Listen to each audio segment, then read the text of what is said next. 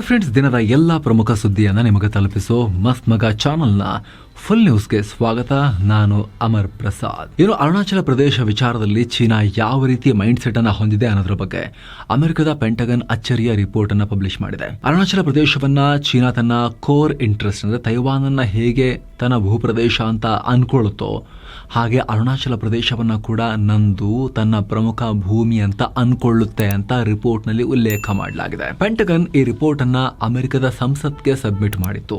ಅದರ ಬೆನ್ನಲ್ಲೇ ಅಮೆರಿಕದ ರಕ್ಷಣಾ ಇಲಾಖೆ ರಿಲೀಸ್ ಮಾಡಿದ ವಾರ್ಷಿಕ ಮಿಲಿಟರಿ ಮತ್ತು ಸೆಕ್ಯೂರಿಟಿ ಡೆವಲಪ್ಮೆಂಟ್ಗಳ ರಿಪೋರ್ಟ್ನಿಂದ ಈ ವಿಚಾರ ಗೊತ್ತಾಗಿದೆ. ಈ ವರದಿಯಲ್ಲಿ ಪೀಪಲ್ಸ್ ರಿಪಬ್ಲಿಕ್ ಆಫ್ ಚೀನಾ ಬಗ್ಗೆ ಕೂಡ ಉಲ್ಲೇಖ ಮಾಡಲಾಗಿದೆ. ಚೀನಾದ ಸ್ಟ್ರಾಟಜಿಯನ್ನು ಬೇರೆ ರಾಷ್ಟ್ರಗಳ ಕೆಲ ಜಾಗಗಳ ಮೇಲೆ ಚೀನಾ ಹೇಗೆ ಕಣ್ಣಿಟ್ಟಿದೆ ಅನ್ನೋದನ್ನ ಹೇಳಲಾಗಿದೆ. ಅದರಲ್ಲಿ ತೈವಾನ್ ಅನ್ನ ಚೀನಾಗೆ ಸೇರಿಸಬೇಕು, ಅದು ಅವ್ರದ್ದು ಅಂತ ಚೀನಾ ಕನ್ಸಿಡರ್ ಮಾಡುತ್ತಲ್ಲ. ದಕ್ಷಿಣ ಚೀನಾ ಸಮುದ್ರದಲ್ಲಿನ ಪ್ರದೇಶಗಳ ಮೇಲೆ ಕಂಟ್ರೋಲ್ ಸಾಧಿಸಬೇಕು ಅಂತ, ಹಾಗೆ ಅರುಣಾಚಲ ಪ್ರದೇಶವು ತನ್ನದು ಅಂತ ಅನ್ಕೊಳ್ಳುತ್ತೆ.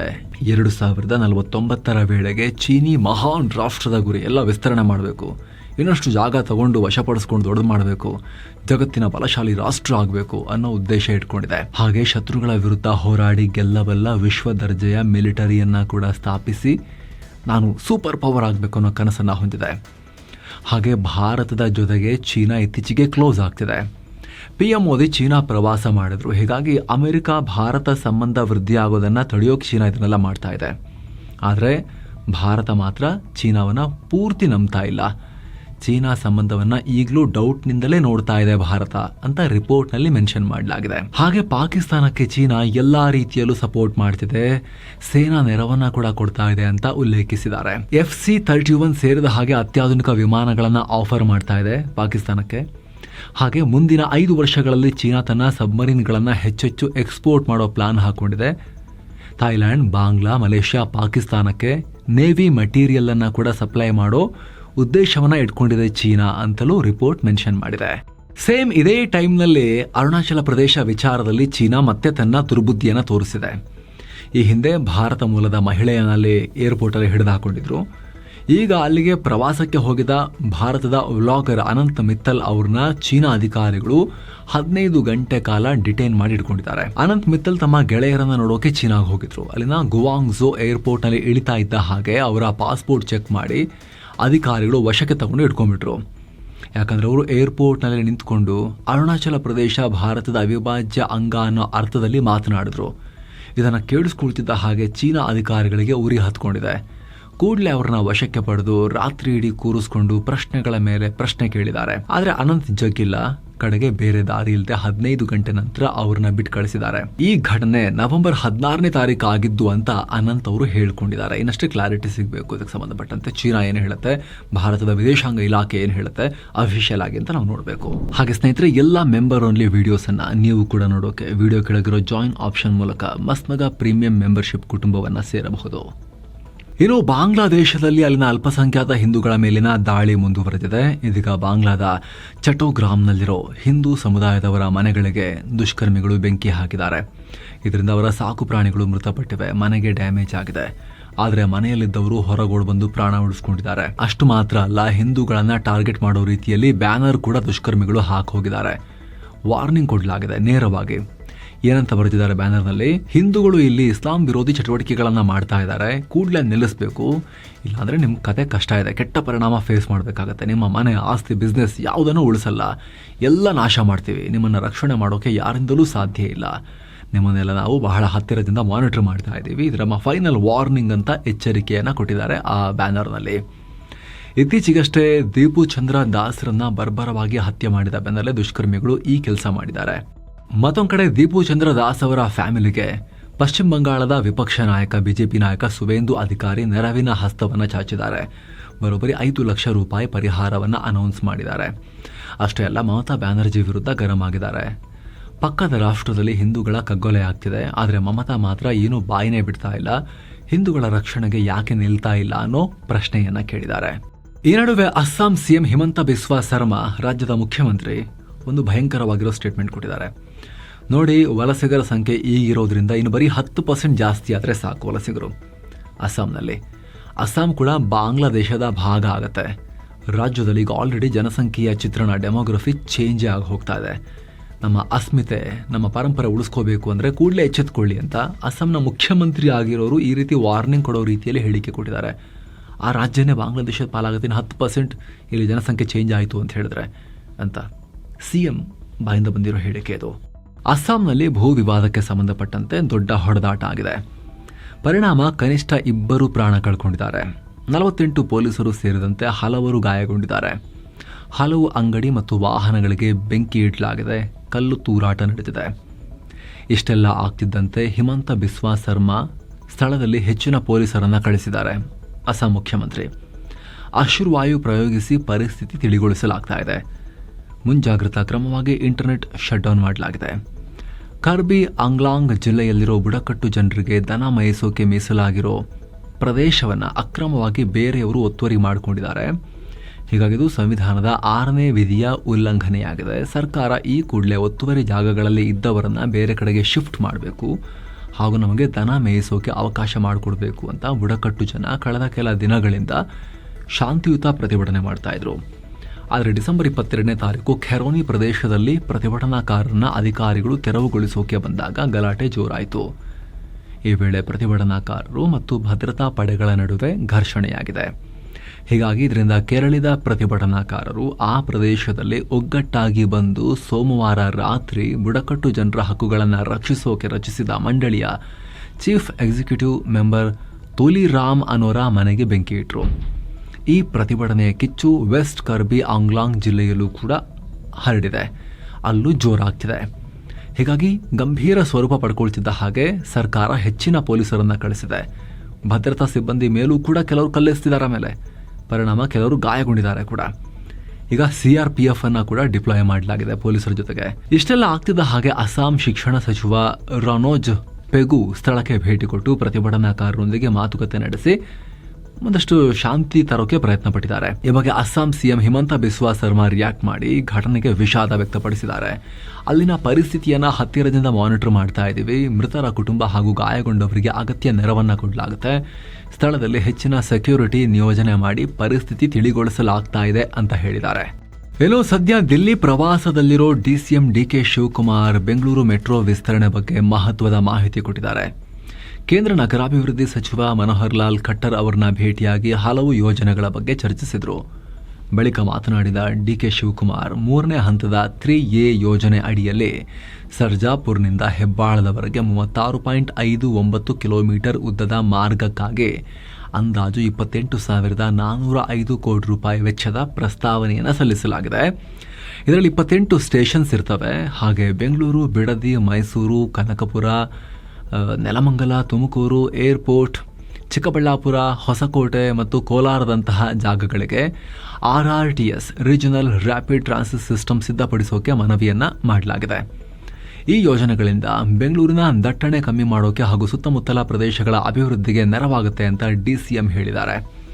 ಅಲ್ಲದೆ 2ನೇ ಹಂತದ ಮೆಟ್ರೋ ಯೋಜನೆಗೆ 15 ವರ್ಷದ ಹಿಂದೆ 26,000 ಕೋಟಿ ರೂಪಾಯಿ ಅಂದಾಜು ಮಾಡಲಾಗಿತ್ತು. ಆದ್ರೀಗ ಅದು ಭೂ ಸ್ವಾಧೀನ ವೆಚ್ಚ, ಸಿವಿಲ್ ಕಾಮಗಾರಿಗಳ ವೆಚ್ಚ ಜಾಸ್ತಿಯಾಗಿರೋ ಪರಿಣಾಮ 40,000 ಕೋಟಿಗೆ ಜಂಪ್ ಆಗಿದೆ.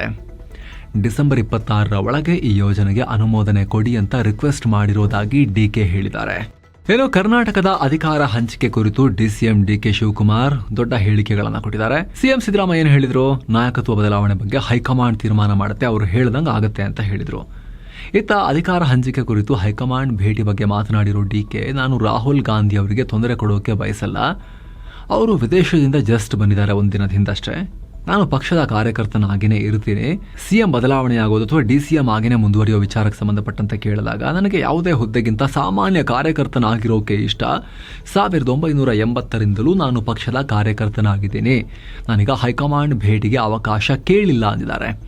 ಈ ಮೂಲಕ DKಶಿಗೆ CM ಆಗೋಕೆ ಹೈಕಮಾಂಡ್ ಸದ್ಯಕ್ಕೆ ಗ್ರೀನ್ ಸಿಗ್ನಲ್ ಕೊಡ್ತಾ ಇಲ್ವಾ ಅನ್ನೋ ಪ್ರಶ್ನೆ ಮೂಡ್ತಾ ಇದೆ. ಈಗ ಏನೋ ಬೆಂಗಳೂರಲ್ಲಿ ವಾಯು ಮಾಲಿನ್ಯದ ಪ್ರಮಾಣ ದಿನೇ ದಿನೇ ಜಾಸ್ತಿ ಆಗ್ತಾ ಇದೆ. ಹೀಗಾಗಿ ಏರ್ ಕ್ವಾಲಿಟಿ ಇಂಡೆಕ್ಸ್ ಡೌನ್ ಆಗ್ತಿರೋದಕ್ಕೆ ಕಾರಣ ಪತ್ತೆ ಹಚ್ಚೋಕೆ ದೊಡ್ಡ ಕ್ರಮ ತಗೊಳ್ಳಲಾಗ್ತಿದೆ. ಗ್ರೇಟರ್ ಬೆಂಗಳೂರು ಪ್ರಾಧಿಕಾರ GBA ಮತ್ತು ವಾಯು ಮಾಲಿನ್ಯ ನಿಯಂತ್ರಣ ಮಂಡಳಿ ಸೇರಿ ಸೆನ್ಸಾರ್ ಅಳವಡಿಕೆಗೆ ಮುಂದಾಗಿವೆ. ಏರ್ ಕ್ವಾಲಿಟಿ ಕುಸಿತಕ್ಕೆ ಟ್ರಾಫಿಕ್ ಕಾರಣನ ಅಥವಾ ಕಟ್ಟಡ ಕಾಮಗಾರಿಯ ಧೂಳು ಕಾರಣನ ಅದನ್ನ ತಿಳಿಯೋಕೆ ನಗರದ 85 ಮೆಟ್ರೋ ನಿಲ್ದಾಣ, 55 BMTCಯ TTMC ಕಟ್ಟಡ, ಹೀಗೆ ಪ್ರಮುಖ ಪ್ರದೇಶಗಳಲ್ಲಿ ಸೆನ್ಸಾರ್ಗಳನ್ನು ಅಳವಡಿಸಲಾಗುತ್ತೆ. ಸಾಮಾನ್ಯವಾಗಿ 0 to 50 ಒಳಗಡೆ ಇದ್ರೆ AQI ಗುಡ್ ಅನ್ನೋ ಕನ್ಸಿಡರೇಷನ್ ಇದೆ, ಆ ರೀತಿ ಪರಿಗಣಿಸಲಾಗುತ್ತೆ. ಆದರೆ ಬೆಂಗಳೂರಿನ ಬಹುತೇಕ ಕಡೆ ವಾಯು ಮಾಲಿನ್ಯ ಜಾಸ್ತಿನೇ ಕಾಣಿಸುತ್ತೆ. ಅದರಲ್ಲೂ ಹೆಬ್ಬಾಳ, ಜಯನಗರ, ನಿಮ್ಹಾನ್, silk board, city railway station, Peenya ಇಲ್ಲೆಲ್ಲ 100ಕ್ಕಿಂತ ಜಾಸ್ತಿ ಇದೆ. ಹೀಗಾಗಿ ಈ ಕ್ರಮ ತಗೊಳ್ಳಲಾಗ್ತಾ ಇದೆ. ಏನೋ ರೌಡಿ ಶೀಟರ್ ಬಿಕ್ಲು ಶಿವು ಕೊಲೆ ಕೇಸ್ನಲ್ಲಿ ಬಿಜೆಪಿ ಶಾಸಕ ಭೈರತಿ ಬಸವರಾಜ್ಗೆ ದಿನೇ ದಿನೇ ದೊಡ್ಡ ಸಂಕಷ್ಟ ಎದುರಾಗ್ತಾ ಇದೆ. ಜನಪ್ರತಿನಿಧಿಗಳ ಕೋರ್ಟ್ನಲ್ಲಿ ಬಸವರಾಜ್ ಸಲ್ಲಿಸಿದ ನಿರೀಕ್ಷಣಾ ಜಾಮೀನು ಅರ್ಜಿ ವಜಾಗೊಂಡ ಬೆನ್ನಲ್ಲೇ ಸಿಐಡಿ ಅವರು ಬಸವರಾಜ್ ವಿರುದ್ಧ ಲುಕೌಟ್ ನೋಟಿಸ್ ಜಾರಿ ಮಾಡಿದ್ದಾರೆ. ಬೆಳಗಾವಿ ಅಧಿವೇಶನದ ಕೊನೆಯಲ್ಲಿ ಬಸವರಾಜ್ ನಾಪತ್ತೆಯಾಗಿದ್ರು. ಮಹಾರಾಷ್ಟ್ರದ ಪುಣೆನಲ್ಲಿದ್ದಾರೆ ಅಂತ ಅವರ ಮೊಬೈಲ್ ಲೊಕೇಶನ್ ಹೇಳಿತ್ತು. ಆದರೆ ಸಿಐಡಿ ಶೋಧ ಕಾರ್ಯ ನಡೆಸಿದ್ರು, ಅವರು ಸಿಕ್ಕಿಲ್ಲ. ಹಾಗಾಗಿ ವಿದೇಶಕ್ಕೆ ಹಾರದಂತೆ ತಡೆಯೋಕೆ ಈ ನೋಟಿಸ್ ಜಾರಿ ಮಾಡಲಾಗಿದೆ. ಹೀಗಾಗಿ ಬಸವರಾಜ್ ಅವರ ಬಂಧನಕ್ಕೆ ಕೌಂಟ್ ಡೌನ್ ಶುರು ಆದಂತಾಗಿದೆ. ಈಗ ಏನೋ ಸೋಷಿಯಲ್ ಮೀಡಿಯಾಗಳಲ್ಲಿ ತನ್ನ ವಿರುದ್ಧ ಕೆಟ್ಟ ಕಾಮೆಂಟ್ ಹಾಕಲಾಗ್ತಾ ಇದೆ ಅಂತ ಈಗ ನಟ ದರ್ಶನ್ ಪತ್ನಿ ವಿಜಯಲಕ್ಷ್ಮಿ ಬೆಂಗಳೂರಿನ ಸೈಬರ್ ಕ್ರೈಮ್ ಠಾಣೆಯಲ್ಲಿ ದೂರು ಕೊಟ್ಟಿದ್ದಾರೆ. ದರ್ಶನ್ ಇದ್ದಾಗ ಯಾರೂ ಮಾತಾಡ್ತಾ ಇರಲಿಲ್ಲ, ವೇದಿಕೆ ಟಿವಿ ಚಾನೆಲ್ಗಳಲ್ಲೆಲ್ಲ ಮಾತಾಡ್ತಿದ್ದಾರೆ ಈಗ. ಆದ್ರೆ ದರ್ಶನ್ ಇದ್ದಾಗ ಇವರೆಲ್ಲ ಇದ್ರೋ ಇಲ್ವೋ ಅಂತ ದಾವಣಗೆರೆಯಲ್ಲಿ ವಿಜಯಲಕ್ಷ್ಮಿ ಹೇಳಿಕೆ ಕೊಟ್ಟಿದ್ದಾರೆ. ಅದರ ಬೆನ್ನಲ್ಲೇ ವಿಜಯಲಕ್ಷ್ಮಿ ವಿರುದ್ಧ ಸೋಷಿಯಲ್ ಮೀಡಿಯಾದಲ್ಲಿ ಪೋಸ್ಟ್ಗಳನ್ನು ಹಾಕಲಾಗ್ತಾ ಇದೆ ಅವರ ಹೇಳಿಕೆ ಬಳಿಕ. ಹೀಗಾಗಿ 15 ಇನ್ಸ್ಟಾಗ್ರಾಮ್ ಐಡಿ ಮತ್ತು 150ಕ್ಕೂ ಅಧಿಕ ಕಾಮೆಂಟ್ಸ್ ವಿರುದ್ಧ ಫೋಟೋ ಸಮೇತ ವಿಜಯಲಕ್ಷ್ಮಿ ಕಂಪ್ಲೇಂಟ್ ಕೊಟ್ಟಿದ್ದಾರೆ ಸೈಬರ್ ಕ್ರೈಮ್ ನಲ್ಲಿ. ಏನೋ ಕರ್ನಾಟಕದ ಕೆಲ ಕಡೆ ನಡೆದ ಸ್ಥಳೀಯ ಸಂಸ್ಥೆಗಳ ಚುನಾವಣೆಯಲ್ಲಿ ಬಿಜೆಪಿ ಗೆಲುವನ್ನ ಗಳಿಸಿದೆ ಜಾಸ್ತಿ. ದಕ್ಷಿಣ ಕನ್ನಡ ಜಿಲ್ಲೆಯ ಬಜಪೆ, ಕಿನ್ನಿಗೋಳಿ, ಉತ್ತರ ಕನ್ನಡ ಜಿಲ್ಲೆಯ ಮಂಕಿ, ಬೆಂಗಳೂರು ಗ್ರಾಮಾಂತರ ಜಿಲ್ಲೆಯ ಬಾಶೆಟ್ಟಿಹಳ್ಳಿ ಇದೆಲ್ಲ ಪಟ್ಟಣ ಪಂಚಾಯತ್ ಎಲೆಕ್ಷನ್ ಅಲ್ಲಿ ಬಿಜೆಪಿ ಮೆಜಾರಿಟಿ ಪಡ್ಕೊಂಡಿದೆ. ದೊಡ್ಡಬಳ್ಳಾಪುರ ನಗರಸಭೆಯ ಒಂದು ಸ್ಥಾನಕ್ಕೆ ನಡೆದ ಚುನಾವಣೆಯಲ್ಲೂ ಕೂಡ ಬಿಜೆಪಿ ಗೆದ್ದಿದೆ. ಸ್ನೇಹಿತರೆ, 2026ರಲ್ಲಿ ಕರ್ನಾಟಕದಲ್ಲಿ ಗ್ರೇಟರ್ ಬೆಂಗಳೂರು ಪ್ರಾಧಿಕಾರದ ಚುನಾವಣೆ ಸೇರಿದ ಹಾಗೆ ನಗರ ಸ್ಥಳೀಯ ಸಂಸ್ಥೆಗಳು, ಪಟ್ಟಣ ಪಂಚಾಯಿತಿ, ಗ್ರಾಮ ಪಂಚಾಯಿತಿ, ಜಿಲ್ಲಾ ಪಂಚಾಯಿತಿ ಎಲ್ಲ ಎಲೆಕ್ಷನ್ ನಡೆಯೋದು ಬಾಕಿ ಇದೆ, ಪೆಂಡಿಂಗ್ ಇದೆ ಸುಮಾರು ಟೈಮ್ನಿಂದ. 2026ರಲ್ಲಿ ಹಂತದಲ್ಲಿ ಎಲ್ಲದೂ ಆಗುತ್ತೆ ಅನ್ನೋ ನಿರೀಕ್ಷೆ ಇದೆ. 2017ರ ಉನ್ನಾವೋ ಅತ್ಯಾಚಾರ ಕೇಸ್ನ ಆರೋಪಿ ಮಾಜಿ ಬಿಜೆಪಿ ಶಾಸಕ ಕುಲ್ದೀಪ್ ಸಿಂಗ್ ಸೆಂಗರ್ಗೆ ದಿಲ್ಲಿ ಹೈಕೋರ್ಟ್ ರಿಲೀಫ್ ಕೊಟ್ಟಿದೆ. ಸೆಂಗರ್ಗೆ ನೀಡಿದ ಜೀವಾವಧಿ ಶಿಕ್ಷೆಯನ್ನ ತಾತ್ಕಾಲಿಕವಾಗಿ ಸಸ್ಪೆಂಡ್ ಮಾಡಿದೆ. ಜಾಮೀನು ಕೊಟ್ಟು ರಿಲೀಸ್ ಕೂಡ ಮಾಡಿದೆ. ಬಹಳ ಗನಂದಾರಿ ವ್ಯಕ್ತಿ ಅಂತ ಕೋರ್ಟ್ ಕೆಲವೊಂದು ಕಂಡೀಷನ್ ಕೂಡ ಹಾಕಿದೆ. ಮಾಮೂಲಿ ಬೇಲ್ ಕೊಡಬೇಕಾದ್ರೆಲ್ಲ ಹಾಕ್ತಾರಲ್ಲ, ಆ ರೀತಿ ಕಂಡೀಷನ್ ಹಾಕಿದ್ದಾರೆ. ಜೊತೆಗೆ ಸಂತ್ರಸ್ತೆ ಕಡೆಯವರಿಗೆ ಪ್ರೆಷರ್ ಹಾಕಬಾರ್ದು, ತೊಂದರೆ ಕೊಡೋಕೆ ಹೋಗಬಾರ್ದು, ಸಂತ್ರಸ್ತೆಯ ಮನೆ ಹತ್ರ 5 ಕಿಲೋಮೀಟರ್ ಡಿಸ್ಟೆನ್ಸ್ ನಲ್ಲಿ ಕಾಣಿಸ್ಕೊಳ್ಬಾರ್ದು, ಇದೆಲ್ಲ ಈ ರೂಲ್ಸ್ ಎಲ್ಲ ಬ್ರೇಕ್ ಮಾಡಿದ್ರೆ ಬೇಲ್ ಕ್ಯಾನ್ಸಲ್ ಮಾಡ್ತೀವಿ ಅಂತಲೂ ವಾರ್ನಿಂಗ್ ಕೊಟ್ಟಿದೆ. ತನ್ನ ಮೇಲಿನ ಜೀವಾವಧಿ ಶಿಕ್ಷೆಯನ್ನ ಪ್ರಶ್ನಿಸಿ ಸೆಂಗರ್ ಹೈಕೋರ್ಟ್ಗೆ ಮೇಲ್ಮನವಿ ಹಾಕಿದ್ದಾನೆ. ಸದ್ಯ ಕೋರ್ಟ್ ಅದನ್ನ ಪರಿಗಣಿಸ್ತಾ ಇದೆ. ತಾತ್ಕಾಲಿಕವಾಗಿ ಸೆಂಗರ್ ಮೇಲಿನ ಜೀವಾವಧಿ ಶಿಕ್ಷೆಯನ್ನ ಸಸ್ಪೆಂಡ್ ಮಾಡಲಾಗಿದೆ. ಹೈಕೋರ್ಟ್ ಈ ಅರ್ಜಿ ಬಗ್ಗೆ ಡಿಸಿಷನ್ ಕೊಡೋವರೆಗೂ ಮಾತ್ರ ಶಿಕ್ಷೆ ಸಸ್ಪೆಂಡ್ ಆಗಿರುತ್ತೆ. ಆದ್ರೆ ಸೆಂಗರ್ ಸಂತ್ರಸ್ತೆಯ ತಂದೆ ಪೊಲೀಸ್ ಕಸ್ಟಡಿಯಲ್ಲಿ ಮೃತಪಟ್ಟಿರೋ ಪ್ರಕರಣ ಇದೆಯಲ್ಲ ಇನ್ನೊಂದು, ಆ ಕೇಸ್ ಸಂಬಂಧ 10 ವರ್ಷ ಜೈಲು ಶಿಕ್ಷೆಯನ್ನ ಎದುರಿಸ್ತಾ ಇದ್ದಾನೆ. 2017ರಲ್ಲಿ ಸೆಂಗರ್ ಅಪ್ರಾಪ್ತ ಮೇಲೆ ಅತ್ಯಾಚಾರ ಎಸಗಿದ ಪ್ರಕರಣದಲ್ಲಿ ಅರೆಸ್ಟ್ ಆಗಿದ್ದ. 2019ರಲ್ಲಿ ಸುಪ್ರೀಂ ಕೋರ್ಟ್ ಆದೇಶದ ಮೇರೆಗೆ ಈ ಅತ್ಯಾಚಾರ ಕೇಸ್ ಮತ್ತು ಇದಕ್ಕೆ ಸಂಬಂಧಪಟ್ಟ ಇತರ ಕೇಸ್ಗಳನ್ನ ಯುಪಿಯಿಂದ ದಿಲ್ಲಿ ಕೋರ್ಟ್ಗೆ ಮೂವ್ ಮಾಡಲಾಯಿತು. ಆಗ ಸೆಂಗರ್ಗೆ ಅತ್ಯಾಚಾರ ಕೇಸ್ನಲ್ಲಿ ಜೀವಾವಧಿ ಶಿಕ್ಷೆಯನ್ನ ಕೊಡಲಾಗಿತ್ತು. ಹಾಗೂ ಸಂತ್ರಸ್ತೆಯ ತಂದೆ ಪೊಲೀಸ್ ಕಸ್ಟಡಿಯಲ್ಲೇ ಮೃತಪಟ್ಟ ಕೇಸ್ನಲ್ಲಿ 10 ವರ್ಷ ಶಿಕ್ಷೆಯನ್ನ ಕೊಡಲಾಗಿತ್ತು. ಈಗ ಈತನಿಗೆ ಒಂದು ಕೇಸ್ನಲ್ಲಿ ಮಾತ್ರ ಜಾಮೀನು ಸಿಕ್ಕಿದೆ. ಏನು, ಈ ಜಾಮೀನು ಮಂಜೂರಾದ ಬೆನ್ನಲ್ಲೇ ಸಂತ್ರಸ್ತೆ ಮತ್ತವರ ತಾಯಿ ಹಾಗೂ ಮಹಿಳಾ ಹೋರಾಟಗಾರ್ತಿ ಯೋಗಿತಾ ಬಯಾನ ಇಂಡಿಯಾ ಗೇಟ್ ನಲ್ಲಿ ಪ್ರತಿಭಟನೆ ದಾಖಲು ಮಾಡಿದ್ದಾರೆ. ಕೋರ್ಟ್ ಆದೇಶ ಕೇಳಿ ತುಂಬಾ ಬೇಜಾರಾಯಿತು, ಅನ್ಯಾಯ ಇದು, ಅವನಿಗೆ ಕೊಟ್ಟಿರೋ ಜಾಮೀನು ವಾಪಸ್ ಪಡಿಬೇಕು, ವಾಪಸ್ ಜೈಲಿಗೆ ಹಾಕಿ ನಾವು ಸುಪ್ರೀಂ ಕೋರ್ಟ್ಗೆ ಹೋಗ್ತೇವೆ, ಸುಪ್ರೀಂ ಕೋರ್ಟ್ ಮೇಲೆ ನಂಬಿಕೆ ಇದೆ ಅಂತ ಹೇಳಿದ್ದಾರೆ. ನಂತರ ದಿಲ್ಲಿ ಪೊಲೀಸರು ಇಂಡಿಯಾ ಗೇಟ್ ಸಮೀಪದಿಂದ ಅಲ್ಲಿ ಪ್ರತಿಭಟನೆ ಮಾಡ್ತಾ ಇದ್ದ ಇವರನ್ನ ಅಲ್ಲಿಂದ ತೆರವು ಮಾಡಿದ್ದಾರೆ. ಅವರು ಪ್ರತಿಭಟನೆ ಮಾಡೋಕೆ ಬಿಡಿ ಅಂತ ಕೇಳ್ತಾ ಇದ್ರು ಕೂಡ ಪೊಲೀಸರು ಅವರನ್ನ ಬಲವಂತವಾಗಿ ಹಿಡಿದು ಬಸ್ ಒಳಗೆ ತುಂಬಿಸ್ತಿರೋ ವಿಡಿಯೋ ಕಂಡು ಬಂದಿದೆ. ಈ ಘಟನೆಗೀಗ ವಿಪಕ್ಷ ನಾಯಕ ರಾಹುಲ್ ಗಾಂಧಿ ಕಿಡಿಕಾರಿದ್ದಾರೆ. ಸಂತ್ರಸ್ತರನ್ನ ಅಪರಾಧಿಗಳಂತೆ ಟ್ರೀಟ್ ಮಾಡಲಾಗಿದೆ, ಅದೇ ಅತ್ಯಾಚಾರಿಗಳಿಗೆ ಬೇಲ್ ಕೊಟ್ಟಿದ್ದಾರೆ, ಇದೆಂತ ನ್ಯಾಯ ಅಂತ ಪ್ರಶ್ನೆ ಮಾಡಿದ್ದಾರೆ. ಹಾಗೆ ಭಾರತ ಕೇವಲ ಡೆಡ್ ಎಕಾನಮಿ ಮಾತ್ರ ಅಲ್ಲ, ಈಗ ಡೆಡ್ ಸೊಸೈಟಿ ಕೂಡ ಆಗ್ತಾ ಇದೆ ಅಂತ ಹೇಳಿ ಟೀಕಿಸಿದ್ದಾರೆ. ಜೊತೆಗೆ ರಾಹುಲ್ ಗಾಂಧಿ ಸಂತ್ರಸ್ತರನ್ನ ಮೀಟ್ ಕೂಡ ಆಗಿದ್ದಾರೆ. ಏನು, ದಿಲ್ಲಿ ವಾಯು ಮಾಲಿನ್ಯದ ಕುರಿತು ಗಡ್ಕರಿ ಅಸಮಾಧಾನ ಹೊರಹಾಕಿದ್ದಾರೆ. ನಾನು ದಿಲ್ಲಿಲಿ 3 ದಿನ ಇರ್ತೀನಿ, ಆದರೆ ಅಷ್ಟರಲ್ಲಿ ನನಗೆ ಈ ಮಾಲಿನ್ಯದಿಂದ ಅಲರ್ಜಿ ಆಗಿದೆ. ಅಲ್ಲಿ ನಾನೊಬ್ಬ ಸಾರಿಗೆ ಮಂತ್ರಿ. 40% ಪೊಲ್ಯೂಷನ್ ಟ್ರಾನ್ಸ್ಪೋರ್ಟೇಷನ್ ನಿಂದಲೇ ಆಗ್ತಾ ಇದೆ. ಹೀಗಾಗಿ ಕಲ್ಲಿದ್ದಲು, ತೈಲದಂತಹ ಪಳೆಯುಳಿಕೆ ಇಂಧನಗಳನ್ನು ಕಮ್ಮಿ ಮಾಡಿ ಇವಿ ಇಂತಹ ಕ್ಲೀನ್ ಎನರ್ಜಿ ಸೋರ್ಸ್ನ ಜಾಸ್ತಿ ಬಳಕೆ ಮಾಡಬೇಕು, ಇವಿ ಜಾಸ್ತಿ ಆಗಬೇಕು ಅಂತ ಹೇಳಿದ್ದಾರೆ. ಈ ನಡುವೆ ದಿಲ್ಲಿ ಹೈಕೋರ್ಟ್ GST ಕೌನ್ಸಿಲ್ಗೆ ಸೂಚನೆ ಕೊಟ್ಟಿದೆ. ಏರ್ ಪ್ಯೂರಿಫೈಯರ್ಗಳ ಮೇಲೆ 18% GST ಇದೆಯಲ್ಲ, ಅದನ್ನ ಹಂಗೆ ಮಾಡಬಾರ್ದು, ಜಾಸ್ತಿ ಆಯಿತು, ಮೆಡಿಕಲ್ ಡಿವೈಸ್ ಅಂತ ಕನ್ಸಿಡರ್ ಮಾಡಬೇಕು, ಶ್ವಾಸಕೋಶ ಎಲ್ಲ ಹಾಳಾಗ್ತಿದೆ, GST ತೆಗಿಬೇಕು ಅಂತೇಳಿ ಅರ್ಜಿ ಹೋಗಿತ್ತು. ಇದಕ್ಕೆ ಸಂಬಂಧಪಟ್ಟಂತೆ ಬೇಗ ಮೀಟಿಂಗ್ ಮಾಡಿ ಅಂಥೇಳಿ ಹೈಕೋರ್ಟ್ ಹೇಳಿದೆ. ಇನ್ನು ಕರ್ನಾಟಕಕ್ಕೆ ಬರೋದಾದರೆ ದಟ್ಟ ಮಂಜಿನಿಂದಾಗಿ ಚಿಕ್ಕಬಳ್ಳಾಪುರ ಜಿಲ್ಲೆಯಲ್ಲಿ ಕಳೆದ 23 ದಿನಗಳಲ್ಲಿ 75 ಅಪಘಾತಗಳಾಗಿವೆ.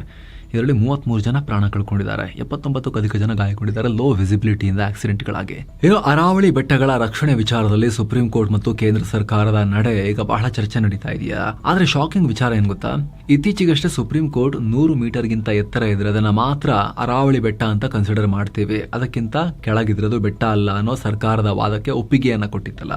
ಆದ್ರೆ ಟ್ವಿಸ್ಟ್ ಏನು ಅಂದ್ರೆ, ಖುದ್ದು ಸುಪ್ರೀಂ ಕೋರ್ಟ್ ನೇಮಿಸಿದ್ದ ಕೇಂದ್ರೀಯ ಉನ್ನತಾಧಿಕಾರ ಸಮಿತಿ ಇದನ್ನ ಸ್ಟ್ರಾಂಗ್ ಆಗಿ ವಿರೋಧ ಮಾಡಿತ್ತು ಅಂತ. ಈ ರೀತಿ 100 ಮೀಟರ್ ರೂಲ್ ತಂದ್ರೆ ಅರಾವಳಿಯ ಬಹುಪಾಲು ಬೆಟ್ಟಗಳು ನಾಶ ಆಗ್ತವೆ, ರಿಯಲ್ ಎಸ್ಟೇಟ್ ಮತ್ತು ಮೈನಿಂಗ್ ಮಾಫಿಯಾಗೆ ಹಬ್ಬ ಆಗುತ್ತೆ ಅಂತ ಕಮಿಟಿ ವಾರ್ನ್ ಮಾಡಿತ್ತು ಅನ್ನೋ ಮಾಹಿತಿ ಬರ್ತಾ ಇದೆ. ಆದ್ರೆ ಆಶ್ಚರ್ಯ ಅಂದ್ರೆ ಸುಪ್ರೀಂ ಕೋರ್ಟ್ ತನ್ನದೇ ಸಮಿತಿಯ ವರದಿಯನ್ನ ಪಕ್ಕಕ್ಕಿಟ್ಟು ಸರ್ಕಾರದ 100 ಮೀಟರ್ ರೂಲ್ಗೆ ಓಕೆ ಅಂತ ಹೇಳಿದೆ. ಇದನ್ನ ಪರಿಸರವಾದಿಗಳು ಈಗ ಹೈಲೈಟ್ ಮಾಡಿ ಪ್ರಶ್ನೆ ಮಾಡ್ತಾ ಇದ್ದಾರೆ. ಇನ್ನು ದೇಶಕಾಯ ಯೋಧರಿಗೆ ಸಂಬಂಧಪಟ್ಟಂತೆ ಸಾಲು ಸಾಲು ಬ್ಯಾಡ್ ನ್ಯೂಸ್ ಬಂದಿದೆ. ಜಮ್ಮು ಕಾಶ್ಮೀರದ ರಜೌರಿಯಲ್ಲಿ ಕ್ಯಾಂಪಲ್ಲಿ ಫೈರಿಂಗ್ ಆಗಿದೆ, ಆರ್ಮಿ ಆಫೀಸರ್ ಪ್ರಾಣ ಕಳ್ಕೊಂಡಿದ್ದಾರೆ. ಆಕ್ಸಿಡೆಂಟಲ್ ಫೈರಿಂಗ ಏನಾಯಿತು, ಹೆಂಗೆ ಗುಂಡು ಹಾರಿತು, ಇನ್ನೂ ತನಿಖೆ ನಡೀತಾ ಇದೆ. ಇದು ಜಮ್ಮು ಕಾಶ್ಮೀರ. ಮತ್ತೊಂದು ಕಡೆ ತ್ರಿಪುರಾ ಗಡಿಯಲ್ಲಿ ಸ್ಮಗ್ಲರ್ಗಳ ಕಳ್ಳ ಸಾಗಾಣಿಕೆದಾರರ ಅಟ್ಟಹಾಸ. ಭಾರತ ಬಾಂಗ್ಲಾ ಗಡಿಯಲ್ಲಿ ಫೆನ್ಸಿಂಗ್ ಕಟ್ ಮಾಡೋಕೆ ಬಂದಿದ್ರು, ಬೇಲಿಯನ್ನು ಮುರಿದು ಹಾಕಕ್ಕೆ. ತಡೆಯೋಕೆ ಹೋದ BSF ಯೋಧನ ಮೇಲೆ ಗುಂಡು ಹಾರಿಸಿದ್ದಾರೆ. ಅವರ ಪರಿಸ್ಥಿತಿ ಗಂಭೀರವಾಗಿದೆ. ಕತ್ತಲಲ್ಲಿ ಈ ದಾಳಿಯಾಗಿದೆ, ಯೋಧರು ಕೂಡ ಪ್ರತಿದಾಳಿ ಮಾಡಿದ್ದಾರೆ. ಇನ್ನು ಸಿಕ್ಕಿಂನಲ್ಲಿ ಭೀಕರ ದುರಂತ ಆಗಿದೆ. ಆರ್ಮಿ ಟ್ರಕ್ ಸ್ಕಿಡ್ ಆಗಿ ಸೀದಾ ತೀಸ್ತಾ ನದಿಗೆ ಬಿದ್ದುಬಿಟ್ಟಿದೆ. ಒಬ್ಬ ಯೋಧ ಪ್ರಾಣ ಕಳ್ಕೊಂಡಿದ್ದಾರೆ. ಇತ್ತ ಪುಲ್ವಾಮಾದಲ್ಲಿರೋ CRPF ಟ್ರೈನಿಂಗ್ ಸೆಂಟರ್ಗೆ ಚಿರತೆ ನುಗ್ತು, ಯೋಧನ ಮೇಲೆ ಅದು ದಾಳಿ ಮಾಡಿದೆ. ಅದೃಷ್ಟವಶಾತ್ ಆ ಯೋಧ ಬದುಕುಳಿದಿದ್ದಾರೆ. ಏನೋ ಮಹಾರಾಷ್ಟ್ರ ಪಾಲಿಟಿಕ್ಸ್ನಲ್ಲಿ ಹೈ ಡ್ರಾಮಾ ಮತ್ತು ಎಮೋಷನಲ್ ಸೀನ್ಗಳು. ಬರೋಬ್ಬರಿ 20 ವರ್ಷಗಳ ಬಳಿಕ ಠಾಕ್ರೆ ಸಹೋದರರು ಅಧಿಕೃತವಾಗಿ ಒಂದಾಗಿದ್ದಾರೆ. ಶಿವಸೇನೆ UBT ಮುಖ್ಯಸ್ಥ ಉದ್ಧವ್ ಠಾಕ್ರೆ ಮತ್ತು MNS ಚೀಫ್ ರಾಜ್ ಠಾಕ್ರೆ ಜಂಟಿಯಾಗಿ ಕಾಣಿಸ್ಕೊಂಡ್ರು. ಮೈತ್ರಿ ಕನ್ಫರ್ಮ್ ಮಾಡಿಕೊಂಡಿದ್ದಾರೆ. ಮುಂದೆ ಬರ್ತಿರೋ ಪ್ರತಿಷ್ಠಿತ ಮುಂಬೈ ಮಹಾನಗರ ಪಾಲಿಕೆ BMC ಎಲೆಕ್ಷನ್ ದೃಷ್ಟಿಯಿಂದ ಈ ಮೈತ್ರಿ ಅಂತ. ಇಷ್ಟು ದಿನ ಇಬ್ರು ಬೇರೆ ಬೇರೆ ಆಗಿದ್ರಿಂದ ಮರಾಠಿ ವೋಟ್ಗಳು ಡಿವೈಡ್ ಆಗ್ತಾ ಇದ್ವು. ಇದ್ರ ಲಾಭ ಬೇರೆಯವರು ಪಡ್ಕೊಳ್ತಿದ್ದಾರೆ, ಒಂದಾಗೋಣ ನಾವು ಅಂತ ಒಂದಾಗಿದ್ದಾರೆ. ಬಾಳಾ ಸಾಹೇಬ್ ಠಾಕ್ರೆ ವಾರಸುದಾರರು ನಾವು ಒಂದಾಗಿದ್ದೀವಿ ಅಂತ ಹೇಳ್ಕೊಳ್ತಾ ಇದ್ದಾರೆ. ಇದರಿಂದ ಮುಂಬೈನಲ್ಲಿ BJP ಮತ್ತು ಏಕನಾಥ್ ಶಿಂದೆ ಬಣಕ್ಕೆ ದೊಡ್ಡ ಸವಾಲನ್ನು ಒಡ್ತೀವಿ ಅನ್ನೋದು ಇವರ ಒಂದು ಲೆಕ್ಕಾಚಾರ. ಕೇಸರಿ ಕೋಟೆಯಲ್ಲಿ ಮತ್ತೆ ಠಾಕ್ರೆ ಫ್ಯಾಮಿಲಿ ಒಟ್ಟಿಗೆ ನಾವು ಆರ್ಭಟಿಸ್ತೀವಿ ಅಂತ. ಮುಂಬೈ ಫೈಟ್ ಈಗ ನೆಕ್ಸ್ಟ್ ಲೆವೆಲ್ಗೆ ಹೋಗ್ತಾ ಇದೆ. ಇನ್ನು ಇದಕ್ಕೆ ಮಹಾರಾಷ್ಟ್ರ ಮುಖ್ಯಮಂತ್ರಿ ದೇವೇಂದ್ರ ಫಡ್ನವೀಸ್ ರಿಯಾಕ್ಟ್ ಮಾಡಿದ್ದಾರೆ. ಇವರು ಒಂದಾಗಿರೋದಕ್ಕೆ ಇದು ಯಾವ ಥರ ಹೈಪ್ ಕ್ರಿಯೇಟ್ ಮಾಡಲಾಗ್ತಿದೆ ಅಂದರೆ, ರಷ್ಯಾ ಯುಕ್ರೇನ್ ಒಟ್ಟಾಗ್ಬಿಟ್ಟಿದ್ದಾರೆ, ಜೆಲೆನ್ಸ್ಕಿ ಪುಟಿನ್ ಮಾತನಾಡ್ತಿದ್ದಾರೆ ಅನ್ನೋ ಥರ ಎಕ್ಸಾಜುರೇಟ್ ಮಾಡ್ತಾ ಇದ್ದಾರೆ. ಎರಡು ಪಾರ್ಟಿಗಳು ತಮ್ಮ ಐಡೆಂಟಿಟಿಯನ್ನೇ ಕಳ್ಕೊಂಡಿವೆ, ದಾರಿಯನ್ನು ಕೂಡ ಮರೆತು ಬಿಟ್ಟಿದ್ದಾರೆ. ಇವ್ರನ್ನ ಜನ ನಂಬಲ್ಲ ಅಂತ ಹೇಳಿದ್ದಾರೆ. ಅಂದಹಾಗೆ ಇತ್ತೀಚೆಗೆ ನಡೆದ ಮಹಾರಾಷ್ಟ್ರದ ಸ್ಥಳೀಯ ಸಂಸ್ಥೆ ಚುನಾವಣೆಗಳಲ್ಲಿ BJP ಆಲ್ಮೋಸ್ಟ್ ಸ್ವೀಪ್ ರೀತಿ ಭಾರೀ ಪ್ರದರ್ಶನವನ್ನು ನೀಡಿತ್ತು. ಅದಾಗ್ತಿದ್ದ ಹಾಗೆ ಇವರಿಬ್ಬರು ಈಗ ಕೈ ಜೋಡಿಸಿದ್ದಾರೆ. ಮುಂಬೈ ಪಾಲಿಕೆ ಚುನಾವಣೆಗಿಂತ ಮುಂಚೆನಾದರೂ ಕೂಡ ನಾವು ಬೇಲಿಗಟ್ಟಿ ಮಾಡ್ಕೋಬೇಕು ಅಂತ. ಇನ್ನು ಇಂಡಿಗೋ ಕ್ರೈಸಿಸ್ ಬಳಿಕ ಎಚ್ಚೆತ್ತುಕೊಂಡಿರೋ ಕೇಂದ್ರ ಸರ್ಕಾರ 2 ಹೊಸ ಏರ್ಲೈನ್ಗಳಿಗೆ NOCಯನ್ನು ಕೊಟ್ಟಿದೆ. ನೋ ಅಬ್ಜೆಕ್ಷನ್ ಸರ್ಟಿಫಿಕೇಟ್ ಕ್ಲಿಯರ್ ಮಾಡಿದೆ. ಅಲ್ ಹಿಂದ್ ಏರ್ ಮತ್ತು ಫ್ಲೈ ಎಕ್ಸ್ಪ್ರೆಸ್ ಏರ್ಲೈನ್ಗಳಿಗೆ NOC ಸಿಕ್ಕಿದೆ. ಈ ಬಗ್ಗೆ ನಾಗರಿಕ ವಿಮಾನಯಾನ ಸಚಿವ ರಾಮಮೋಹನ್ ನಾಯ್ಡು ಮಾಹಿತಿ ಕೊಟ್ಟಿದ್ದಾರೆ. ಇನ್ನು ನಕ್ಸಲ್ ನಿಗ್ರಹ ಕಾರ್ಯಾಚರಣೆ ಒಡಿಶಾದಲ್ಲೂ ಕೂಡ ಜೋರಾಗಿ ನಡೀತಾ ಇದೆ. ಒಡಿಶಾದಲ್ಲಿ 22 ನಕ್ಸಲರು ಮಲ್ಕಾಂಗಿರಿಯಲ್ಲಿ ಪೊಲೀಸರ ಮುಂದೆ ಶರಣಾಗಿದ್ದಾರೆ. ಕಳೆದ ವಾರವಷ್ಟೇ ಸುಮಾರು 34 ನಕ್ಸಲರು ಛತ್ತೀಸ್ಗಢದ ಬಿಜಾಪುರ ಜಿಲ್ಲೆಯಲ್ಲಿ ಶರಣಾಗಿದ್ರು. ಈಗ 22 ದೊಡ್ಡ ನಕ್ಸಲರ ಗುಂಪು ಶರಣಾಗಿದೆ ಒಡಿಶಾದಲ್ಲಿ. BJP ನಾಯಕಿ ಮಹಾರಾಷ್ಟ್ರದ ನವನೀತ್ ರಾಣಾ ವಿವಾದದ ಕಿಡಿ ಹೊತ್ತಿಸಿದ್ದಾರೆ.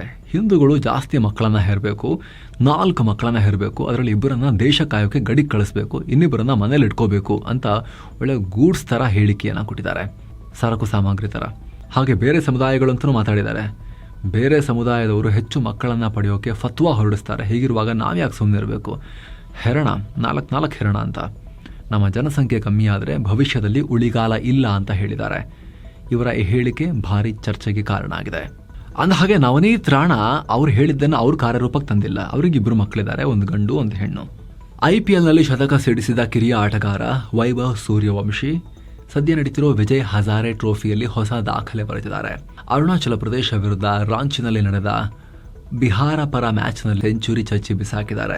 ಈ ಮೂಲಕ ಭಾರತದ ಡೊಮೆಸ್ಟಿಕ್ ಕ್ರಿಕೆಟ್ ಇತಿಹಾಸದಲ್ಲೇ ಅತಿ ವೇಗದ ಶತಕ ಬಾರಿಸಿದ 2ನೇ ಆಟಗಾರ ಅನ್ನೋ ರೆಕಾರ್ಡ್ ಮಾಡಿದ್ದಾರೆ. ಈ ಹಿಂದೆ ಪಂಜಾಬ್ನ ಅನ್ಮೋಲ್ ಪ್ರೀತ್ ಸಿಂಗ್ 35 ಬಾಲ್ನಲ್ಲಿ ಸೆಂಚುರಿ ಹೊಡೆದಿದ್ರು. ಈಗ ವೈಭವ್ 36 ಬಾಲ್ಗಳಲ್ಲಿ ಹೊಡೆದಿದ್ದಾರೆ.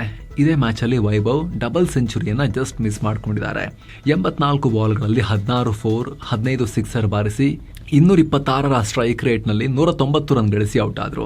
ಹೀಗಾಗಿ ವೈಭವ್ ಆಟದಿಂದಾಗಿ ಬಿಹಾರ 50 ಓವರ್ಗಳಲ್ಲಿ 6 ವಿಕೆಟ್ ನಷ್ಟಕ್ಕೆ 574 ರನ್ ಗಳಿಸಿತ್ತು. ಗುರಿ ಬೆನ್ನತ್ತಿದ ಅರುಣಾಚಲ ಪ್ರದೇಶ ಪಾಪ 42.1 ಓವರ್ನಲ್ಲಿ 177 ರನ್ಗಳಿಗೆ ಆಲ್ಔಟ್ ಆಯಿತು. ಬಿಹಾರ 397 ರನ್ಗಳ ಅಂತರದಲ್ಲಿ ಗೆಲುವನ್ನು ಕಾಣ್ತು. ಇನ್ನೊಂದು ಕಡೆ ವಿಜಯ್ ಹಜಾರೆ ಟ್ರೋಫಿ ಆಡ್ತಿರೋ ರನ್ ಮಷಿನ್ ವಿರಾಟ್ ಕೊಹ್ಲಿ ಹಾಗೂ ರೋಹಿತ್ ಶರ್ಮಾ ಇಬ್ಬರು ಸೆಂಚುರಿ ಹೊಡೆದು ಒಳ್ಳೆ ಆಟ ಆಡಿದ್ದಾರೆ. ಆಂಧ್ರ ವಿರುದ್ಧ ಬೆಂಗಳೂರಲ್ಲಿ ದಿಲ್ಲಿ ಪರ ಕೊಹ್ಲಿ 131 ರನ್ ಗಳಿಸಿ ಔಟ್ ಆದರು. ಅತ್ತ ರೋಹಿತ್ ಕೂಡ ಜೈಪುರ್ನಲ್ಲಿ ಸಿಕ್ಕಿಂ ವಿರುದ್ಧ ಮುಂಬೈ ಪರ 155 ರನ್ ಗಳಿಸಿದ್ರು. ಇನ್ನೊಂದು ಕಡೆ ನಮ್ಮ ಕರ್ನಾಟಕ ತಂಡ ಜಾರ್ಖಂಡ್ ವಿರುದ್ಧ ಅಹಮದಾಬಾದ್ನಲ್ಲಿ 412 ರನ್ ಚೇಸ್ ಮಾಡಿ ಹೊಸ ದಾಖಲೆ ಬರೆದಿದೆ. ವಿಜಯ್ ಹಜಾರೆ ಟೂರ್ನಿಯಲ್ಲಿ ಇದೇ ಮೊದಲ ಬಾರಿಗೆ ಇಷ್ಟು ದೊಡ್ಡ ಮೊತ್ತವನ್ನ ಸ್ಕೋರನ್ನು ಚೇಸ್ ಮಾಡಿರೋ ಖ್ಯಾತಿಗೆ ಕರ್ನಾಟಕ ಪಾತ್ರ ಆಗಿದೆ. ಅಲ್ಲದೆ ಜಗತ್ತಿನ ಲಿಸ್ಟ್ ಎ ಕ್ರಿಕೆಟ್ ಇತಿಹಾಸದಲ್ಲಿ ಅತಿ ದೊಡ್ಡ 2ನೇ ಚೇಸಿಂಗ್ ಇದಾಗಿದೆ.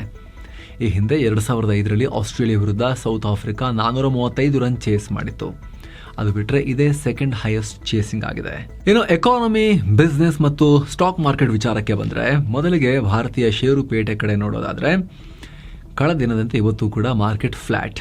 ದಿನದ ವಹಿವಾಟಿನ ಅಂತ್ಯಕ್ಕೆ ಸೆನ್ಸೆಕ್ಸ್ 116 ಪಾಯಿಂಟ್ ಅಥವಾ 0.14% ಡೌನ್ ಆಗಿ 85,408ಕ್ಕೆ ಇಳಿದಿದೆ.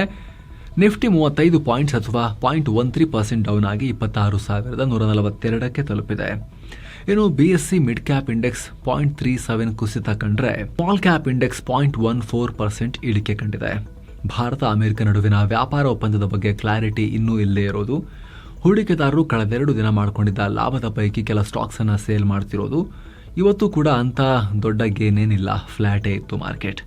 ಏನು Trent, UltraTech Cement, Maruti Suzuki, Power Grid Corporation, Mahindra and Mahindra ಗ್ರೀನ್ನಲ್ಲಿದ್ವು. ಇನ್ನು Tata Motors passenger vehicle, Sun Pharmaceutical Industries, Hindustan Unilever, Asian Paints, Reliance Industries ಷೇರುಗಳು ರೆಡ್ನಲ್ಲಿದ್ವು. ಡಾಲರ್ ಮುಂದೆ ರೂಪಾಯಿ ಮೌಲ್ಯ 16 ಪೈಸೆ ಇಳಿಕೆಯಾಗಿ 89 ರೂಪಾಯಿ 79 ಪೈಸೆ ಆಯಿತು. ಏನೋ ಚೀನಾ ಮೂಲದ ಹೋಮ್ ಅಪ್ಲಯನ್ಸಸ್ ಕಂಪನಿ ಹೈಯರ್ ಇಂಡಿಯಾದ 49% ಪಾಲನ್ನ ಭಾರತ ಮೂಲದ ಭಾರತಿ ಎಂಟರ್ಪ್ರೈಸಸ್ ಮತ್ತು ಅಮೆರಿಕದ ವಾಹ್ಬರ್ಗ್ ಕಂಪನಿಗಳು ಖರೀದಿ ಮಾಡಲಿವೆ. ಈ ಘೋಷಣೆಯಾಗಿದೆ. ಚೈನಾದ ಹೈಯರ್ ಗ್ರೂಪ್ನಿಂದ ಖರೀದಿ ಮಾಡ್ತಾರೆ. ಆ ಮೂಲಕ ಉಳಿದ 49% ಷೇರುಗಳು ಹೈಯರ್ ಗ್ರೂಪ್ ಬಳಿನೇ ಇರುತ್ತೆ. ಇನ್ನುಳಿದ 2% ಷೇರು ಹೈಯರ್ ಇಂಡಿಯಾದ ಉದ್ಯೋಗಿಗಳಿಗೆ ಹೋಗುತ್ತೆ. ಅಂದಹಾಗೆ ಕಂಪನಿಯ ಒಟ್ಟು ಮೌಲ್ಯ ಈಗ 14,963 ಕೋಟಿ ರೂಪಾಯಿ ಇದೆ. ಇನ್ನು ಈ ಡೀಲ್ನಿಂದ ಹೈಯರ್ ಇಂಡಿಯಾದ ಆಪರೇಷನಲ್ ಕಂಟ್ರೋಲ್ ಕಂಪ್ಲೀಟ್ ಆಗಿ ಚೈನಾ ಕೈಲಿದ್ದು ತಪ್ಪು ಹೋಗುತ್ತೆ. ಭಾರತೀಯ ಮೂಲದ ಕಂಪನಿಗಳ ಪ್ರಭಾವ ಜಾಸ್ತಿ ಆಗುತ್ತೆ. ಇನ್ನು ಭಾರತೀಯ ಸಾಫ್ಟ್ವೇರ್ ಸೊಲ್ಯೂಷನ್ ಕಂಪನಿಯಾದ HCL software business intelligence platform Jaspersoft ಕಂಪನಿಯ ಸ್ವಾಧೀನಕ್ಕೆ ಮುಂದಾಗಿದೆ. ಒಟ್ಟು $240 ಮಿಲಿಯನ್ ಅಂದರೆ 2,150 ಕೋಟಿ ರೂಪಾಯಿಗೆ ಅಕ್ವೈರ್ ಮಾಡಿಕೊಳ್ಳೋದಾಗಿ ಅನೌನ್ಸ್ ಮಾಡಿದೆ. ಈ ಒಪ್ಪಂದ ಕಂಪನಿಯ ಡೇಟಾ ಮತ್ತು AI ವಿಭಾಗವನ್ನು ಬಲಪಡಿಸುವ ಉದ್ದೇಶ ಹೊಂದಿದೆ ಅಂತ ಕಂಪನಿ ಹೇಳಿದೆ.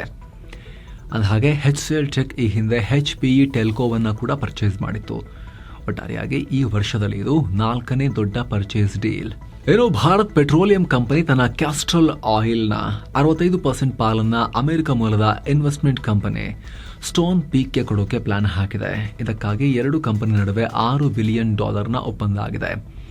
ಈ ಮಾಹಿತಿ ಹೊರಬೀಳ್ತಾ ಇದ್ದ ಹಾಗೆ ಕ್ಯಾಸ್ಟ್ರೋಲ್ ಇಂಡಿಯಾದ ಷೇರುಗಳು 8% ಜಂಪ್ ಆಗಿವೆ. ಆದ್ರೆ ಇಷ್ಟೆಲ್ಲ ಜಂಪ್ ಆದ್ಮೇಲೆ ಒಂದಷ್ಟು ಜನ ಸೇಲ್ ಮಾಡೋಕ್ಕೂ ಕೂಡ ಶುರು ಮಾಡಿದ್ರು. ಸೊ ಮಾರ್ಕೆಟ್ ಕ್ಲೋಸ್ ಆಗೋ ಹೊತ್ತಿಗೆ 3% ಗೇನ್ ನೊಂದಿಗೆ ಎಂಡ್ ಆಗಿದೆ.